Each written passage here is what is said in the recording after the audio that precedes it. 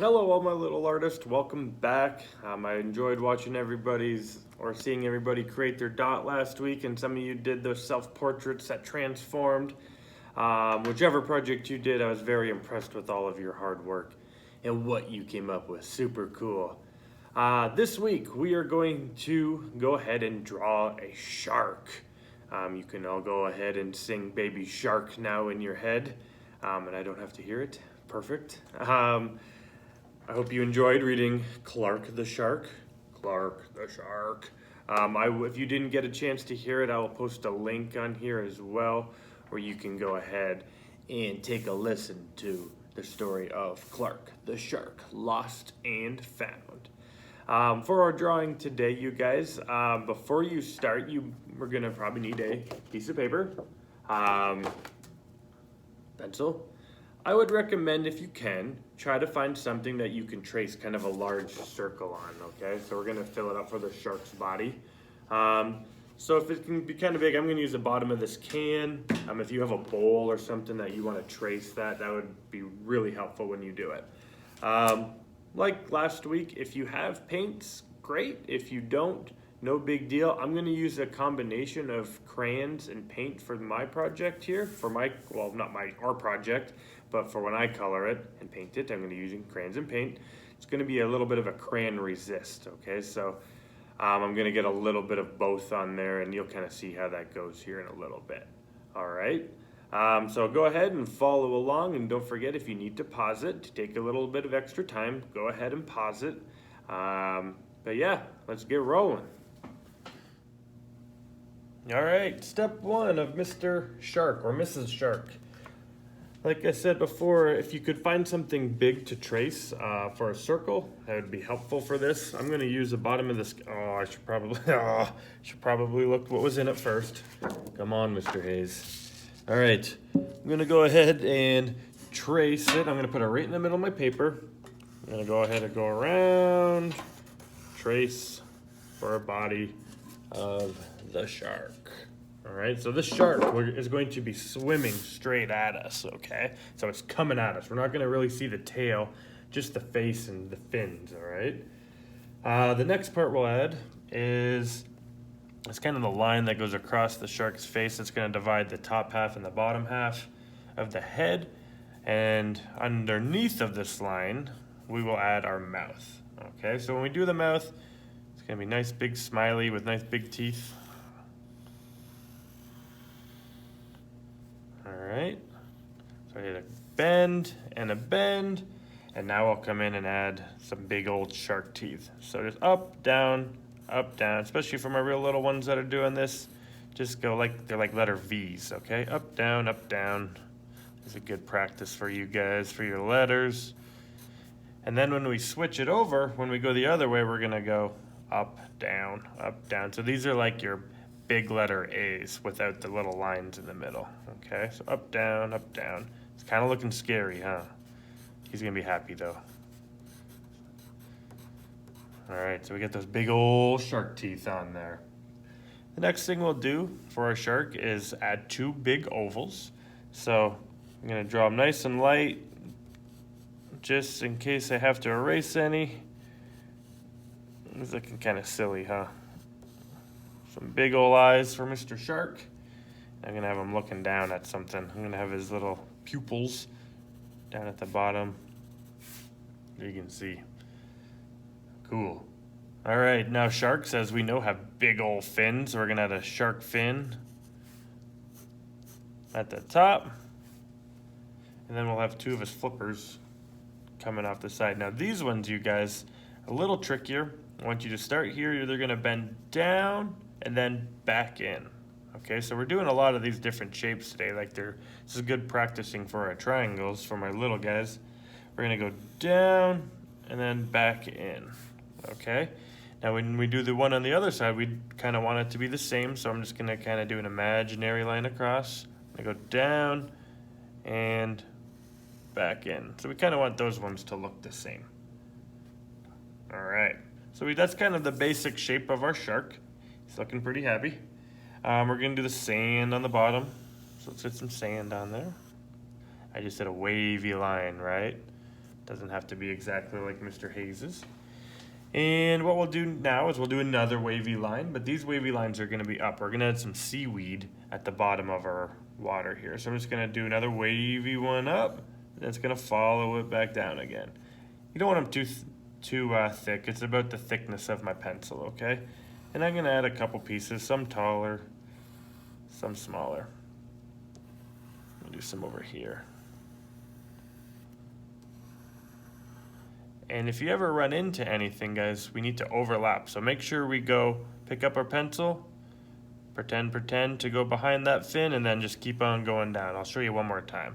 So if I run into something, I stop, pretend, keep going, back down, pretend, all the way to the bottom of our paper. Okay?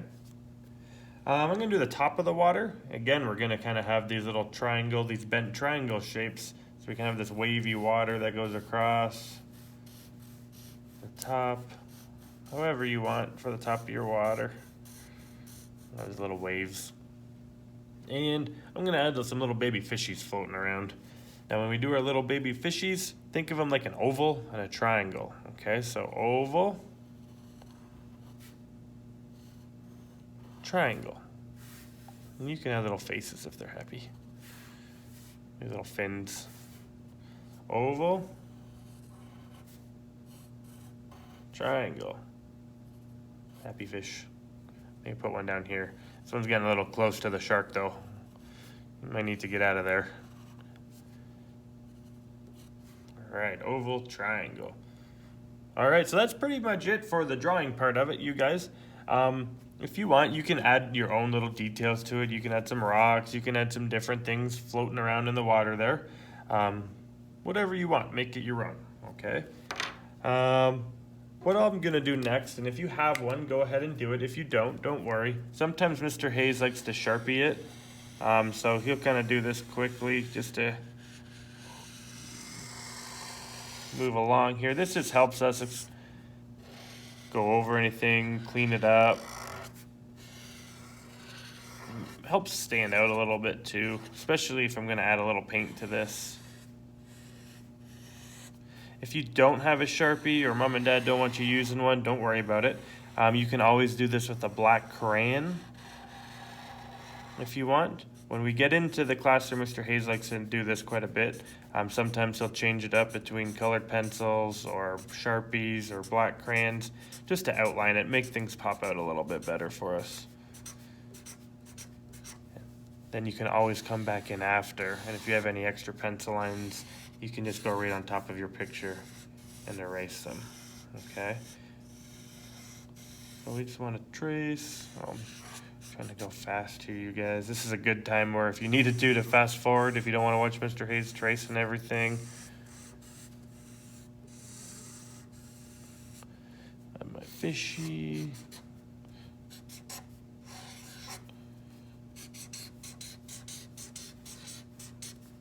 Okay.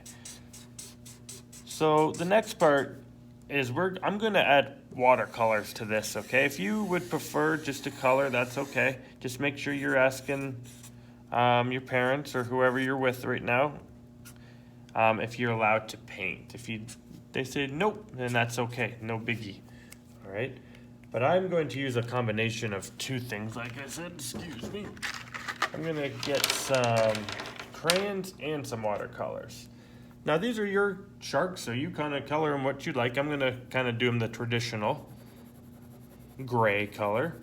The nice thing about using crayons and the watercolors, and we saw this, some of you saw this if you did the dot project last week, the water pushes off of the crayon. The water doesn't like the crayon. They're made out of wax and water are not friends. So if you accidentally get a little bit of paint onto your shark over here, and I'll show you in a second, it pushes it off a lot. So you don't have to worry about getting your shark all messed up with paint. So if you notice, especially my little ones that haven't had me in class yet, Mr. Hayes likes to use small lines when he colors, not big ones, and they're all kind of going in the same direction, okay?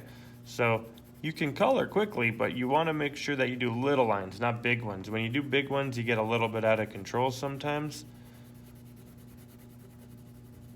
And it can end up getting a little sloppy on you. So in class, you'll hear Mr. Hayes say a lot, small lines, same direction, no white spaces.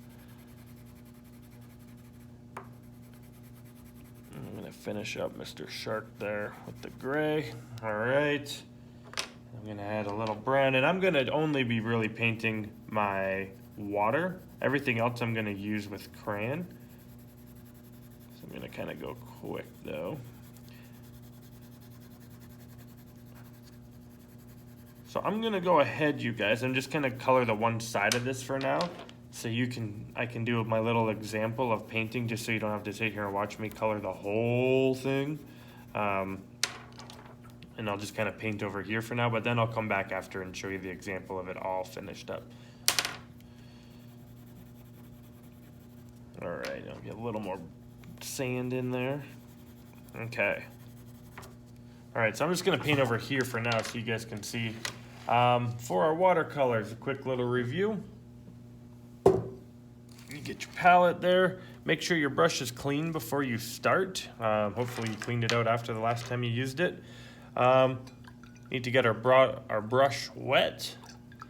Decide which color. In this case, we're gonna use some blue. We're gonna put the water into the blue. We're gonna stir it around a little bit. We wanna get a little puddle going. And we're gonna start painting. Now when we press with our paints, with the watercolors, we wanna press soft, okay? Now I was telling you earlier that the paint doesn't like the crayons that much. You can see it doesn't paint right over top of the shark. It kind of pushes it away a little bit. It'll turn it a little bit blue, but it's not going to wreck your entire picture or anything. And it's actually okay if a little bit of blue is on there because he is under the water, right?